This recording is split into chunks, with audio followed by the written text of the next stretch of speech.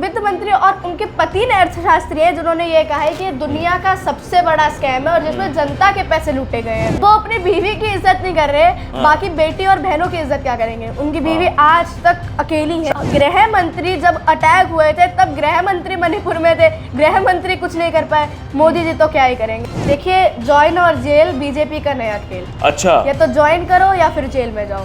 मोदी जी जुमले दे सकते हैं, झूठे वादे कर सकते हैं, लोगों को, सेलिब्रिटीज को टिकट दे सकते हैं और उनको बात करना नहीं, उन्हें भाषण देना आता है। संदीपनी, इलेक्टोरल बॉन्ड को लेकर चर्चा हो रही है और उससे भी ज़्यादा चर्चा इस बात की हो रही है कि वित्त मंत्री के पति, निर्मला सीतारमण के पति ने सीधे कह दिया कि ये जो है बहुत बड़ा स्कैम है, ये दुनिया का सबसे बड़ा स्कैम है, विश्व का। जनता के पैसे, हाँ, जनता के पैसे लूटे गए। इसको कैसे देखते हो? देखिए, अर्थशास्त्री जब निर्मला सीतारमण जी के पति कह रहे हैं, निर्मला सीतारमण जी ने तो खुद कह दिया मेरे पे चुनाव लड़ने के लिए पैसे नहीं है। अच्छा, वित्त मंत्री पे पैसे नहीं है तो आप कैसे सोच रहे हैं कि जनता रोजगार ले आएगी, जनता पढ़ी लिखी हो जाएगी, है ना। जनता को भी पैसे चाहिए। वित्त मंत्री और उनके पति ने अर्थशास्त्री हैं जिन्होंने ये कहा है कि दुनिया का सबसे बड़ा स्कैम है और जिसमें जनता के पैसे लूटे गए हैं और किसी के पैसे नहीं लिए गए हैं। तो आप देख लीजिए, मोदी जी की सरकार में अगर कोई गुंडा है या कोई जिन्होंने बहुत बड़े बड़े स्कैम किए हैं, मोदी जी कहते हैं आओ बीजेपी से नहाओ और कमल की तरह साफ हो जाओ। अच्छा। बस जिन्होंने सबसे ज्यादा घोटाले किए बीजेपी में आके उनके घोटाले क्यों बंद हो जाते हैं, सारी फाइल क्यों बंद हो जाती है। और जो बीजेपी में नहीं आना चाहते वो लोगों पे इतने आरोप लग जाते हैं कि उनको अगली बार पार्टी से निकलना ही पड़ता है। अच्छा, राहुल गांधी कह भी रहे थे, ट्वीट करके इस पे पोस्ट किया था कि ये क्रोनोलॉजी आपको समझनी पड़ेगी कि चंदा दो धंधा लो और चंदा दो प्रोटेक्शन लो। मतलब हर तरीके से प्रोटेक्शन मिल जाती चंदा देने के बाद बीजेपी में। तो आप बीजेपी में काहे नहीं जाती, कहाँ यहाँ इधर उधर? देखिए, सबका अपना अपना ईमान होता है। कई लोग बिक जाते हैं और कई लोग नहीं बिकते हैं।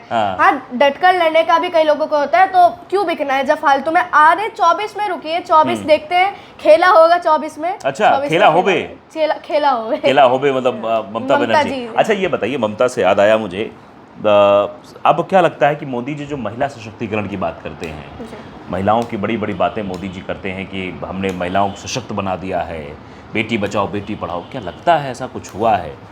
देखिए, पिछली बार जब आप और हम मिले थे तब यही बात हो रही थी, खेला होबे वाली। हाँ। वहीं से बात जुड़ गई है। और जब मोदी जी इतना कहते हैं बेटी बचाओ बेटी पढ़ाओ, आपने यूपी में हाथरस कांड भी देखा है, वो भी बीजेपी के अंडर हुआ है। अभी तक उसका कुछ फैसला वगैरह ढंग से आया नहीं है।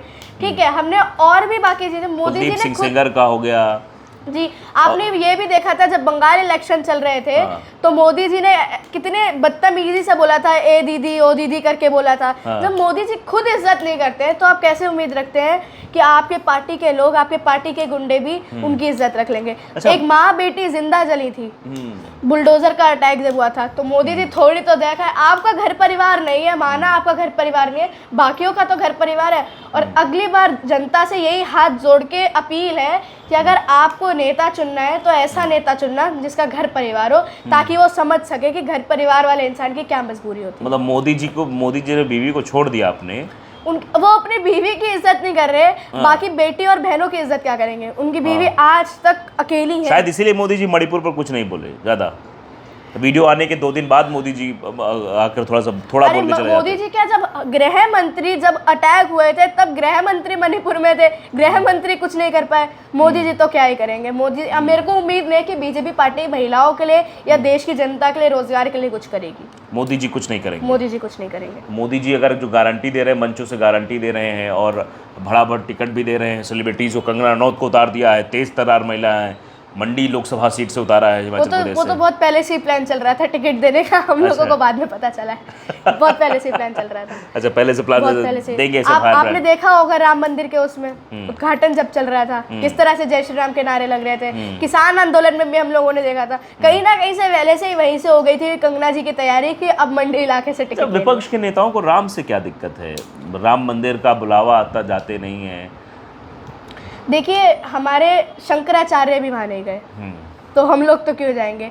ठीक है, बाकी बड़ी बात ये, विपक्ष के नेता क्यों नहीं जा रहे हैं, क्योंकि विपक्ष के नेता जानते हैं हम राम जी, मैं हिंदू हूँ, मैं राम जी की बहुत इज्जत करती हूँ, लेकिन हाँ अगर मैं बीमार हो जाऊँ तो मैं राम मंदिर जाके तो ठीक नहीं होंगी ना। और अगर मेरे को पढ़ाई करनी है आगे जाके तो मैं ना राम मंदिर जाके शिक्षित होंगी, मुझे स्कूल ही जाना पड़ेगा।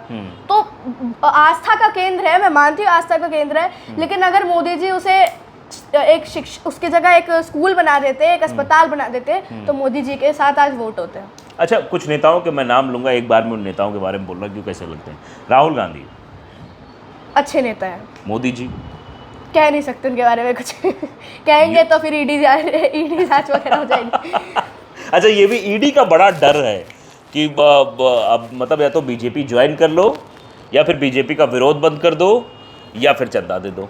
देखिए, ज्वाइन और जेल बीजेपी का नया खेल। अच्छा, या तो ज्वाइन करो या फिर जेल में जाओ, ये बीजेपी का नया खेल हो गया। अगर आप ज्वाइन नहीं करोगे तो डायरेक्ट जेल के दरवाजे आपके लिए खुले हुए हैं। ईडी सीबीआई अब शायद तोता बन गया है। बहुत पहले भी मैंने बोला था ईडी सीबीआई तोता है, जिसको बीजेपी बोलेगी उसके पास आ जाएंगे। अच्छा, ये बात तो किरण बेदी ने बोली थी। किरण बेदी ने भी कहा था कि ये जो सीबीआई है ये बंद पिंजरे में एक तोता है जो अपने मालिक की जुबान बोलता है, जो मालिक होता है, जो केंद्र सरकार कहती है वही करता है। लेकिन किरण बेदी भी चली गई उधर, तो कहीं ऐसा तो नहीं कि आप भी अभी बोल रही हैं फिर बाद में बीजेपी की तरफ? देखिए, मैं भी यही हूँ, आप भी हैं, आगे जाके देखेंगे। पिछली बार भी 2 साल बाद यही बोला था, पहले बोला था, अब 2 साल बाद फिर यहीं पे हूँ, उसी बात पे हूँ। अच्छा, योगी आदित्यनाथ कैसे लगते हैं?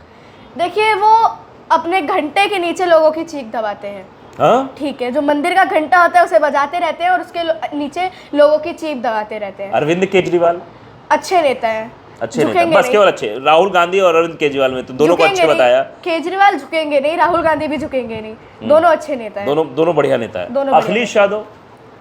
अखिलेश यादव के बारे में मैं इतना जानती रही हूँ, पर हाँ ज़्यादातर अगर देखा जाए मुझे इतना उनके बारे में पता नहीं, पर जनता के साथ में है, लगभग कहीं ना कहीं जनता के साथ में, इंडिया अलायंस के साथ में, जनता के साथ में, लोगों की बात समझ रहे हैं। अच्छा, मोदी जी को एक तरफ खड़ा कर दिया जाए, एक तरफ राहुल गांधी खड़ा कर दिया जाए, तो क्या क्या समानताएं और असमानताएं दोनों में होंगी? समानताएं तो बिल्कुल भी नहीं है, असमानताएं बहुत सारी हैं। क्या वो क्या? कैम्ब्रिज से पढ़े हुए हैं। एक बात, पढ़ाई को लेकर बात करें, पढ़ाई को लेकर कहाँ? पढ़ाई को लेकर उनकी डिग्री, वो कैम्ब्रिज से पढ़े हुए हैं, बाहर हिंदुस्तान से बाहर से पढ़ के आए हैं। कैम्ब्रिज से लेकर करोल बाग तक का सफर सबके साथ सामान्य है। ठीक, मोदी जी की डिग्री हम लोगों ने सबने देखी थी कुछ सालों पहले, कैसी डिग्री मोदी जी ने बनवाई थी। ठीक है, उसके बाद अपॉर्चुनिटी जॉब्स के बारे में देखा जाए तो अगर देखा जाए कितने काबिल हैं, तो राहुल गांधी एक तो एथलीट भी हैं, बस भी ठीक कर सकते हैं, मोटरसाइकिल भी ठीक कर सकते हैं, जहाज भी ठीक कर सकते हैं, और उनको लोगों से कम्युनिकेट करना आता है। अच्छा, मोदी जी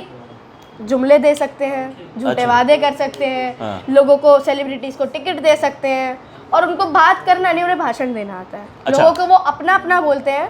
मोदी जी तो मन की बात करते हैं, वो तो कहते हैं मैं मन से जुड़ा हूँ जनता से। मन की बात नहीं, वो मन की मार करते हैं। बहुत टाइम से चल रहा है कि मन की बात नहीं, मन की मार कर रहे हैं। हाँ। अगर मन की बात करनी है तो हमारे लद्दाख में आपने देखा होगा, 20 दिन से अन्न त्याग रखा था उन्होंने, अभी जाके जूस पिया उन्होंने, है ना। राहुल गांधी ने मन की बात अगर असली कहे तो राहुल गांधी ने बात करी थी कि नफरत के बाजार में मोहब्बत की दुकान खोलने आए हूँ। उन्होंने पूरा हिंदुस्तान नाप दिया चलते चलते, हर इंसान से बात की है, जितने लोग मिले उन सबसे बात की है, तो शायद मन की बात उसे ही कहते हैं। अगर प्रधानमंत्री ऐसा हो तो देश का बहुत कल्याण हो जाएगा। प्रधान मोदी जी जैसा? नहीं, राहुल गांधी जैसा। मोदी जी जैसा है तभी तो देश यहाँ इतना नीचे आ गया। हाँ, अच्छा, ये कह रहे हैं कि मोदी जी, जब भी बीजेपी वालों से क्वेश्चन किया जाता है कि मोदी जी के अभी बहुत सारी समस्याएं हैं, बेरोज़गारी है, महंगाई बढ़ रही है, कह रहे समय लगेगा, वक्त लगेगा, 70 सालों से सब कुछ किया गया है, अब 70 सालों का हिसाब एक दिन में तो ठीक नहीं हो जाएगा, 10 साल में ठीक नहीं हो जाएगा, और टाइम लगेगा। 70 साल में उन्होंने क्या क्या किया है मोदी जी, वो कर भी नहीं सकते हैं। अच्छा, रेल, भेल, तेल, सेल, ये सब नेहरू जी ने बनाया था। भाखड़ा नंगल डैम नेहरू जी ने बनाया था, जहाँ से सबसे ज़्यादा इलेक्ट्रिसिटी प्रोड्यूस होती है। ठीक है, एम्स नेहरू जी ने बनाया था, जिसके बहुत सारे ब्रांचेस खुल गए। एम्स अभी हिंदुस्तान का सबसे बेस्ट हॉस्पिटल है, उसकी टक्कर का हॉस्पिटल अभी तक ना बना है, शायद ना बन पाएगा, आगे का पता नहीं, पर अभी तक तो नहीं बन पाएगा। ठीक है, हरित क्रांति आई थी, श्वेत क्रांति आई थी इंदिरा जी के टाइम पे।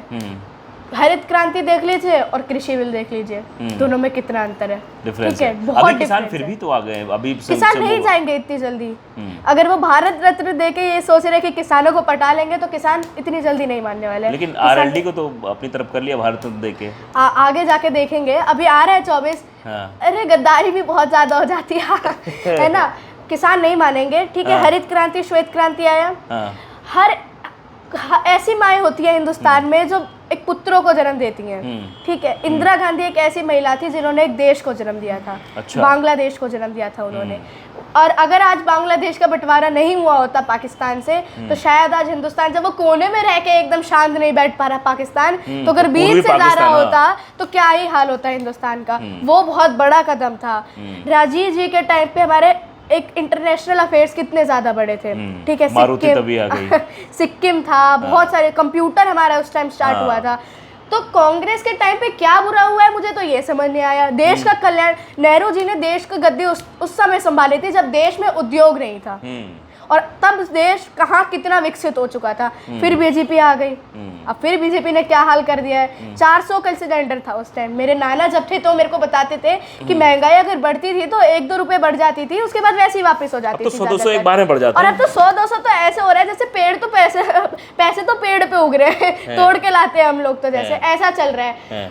नाना ने जिस हिसाब से मुझे बताया, और अब देख रहे हैं वह स्मृति ईरानी जब जैसे घूमती थी कि सिलेंडर इतना महंगा हो गया, प्याज इतनी महंगी हो गई, तो लेके बैठ जाती थी सड़क पर। हाँ, अब तो बैठ जाती थी। और अब तो 400 का सिलेंडर 1100 कर दिया है। अब क्या कहेंगे मोदी जी?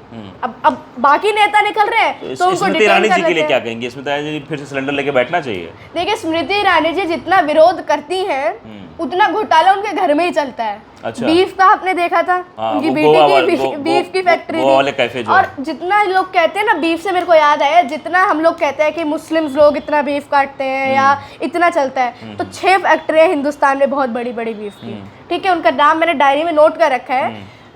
उन 6 में से 4 फैक्ट्री जो है वो हिंदू लोगों की फैक्ट्री है, और 800 टन बीफ उन 4 फैक्ट्रियों में रोजाना कटता है। तो हम क्या मुस्लिम्स को ब्लेम करें, हिंदू को ब्लेम करें? और एक वेबसाइट के तौर पे, एक सर्च में डिटेल में पता चला था, इंडेक्स के तौर पे, कि मुस्लिम से ज्यादा बीफ हमारे यहाँ हिंदू खाते हैं, और हम मुस्लिम्स को ही देश से भगाने की बात कर रहे हैं।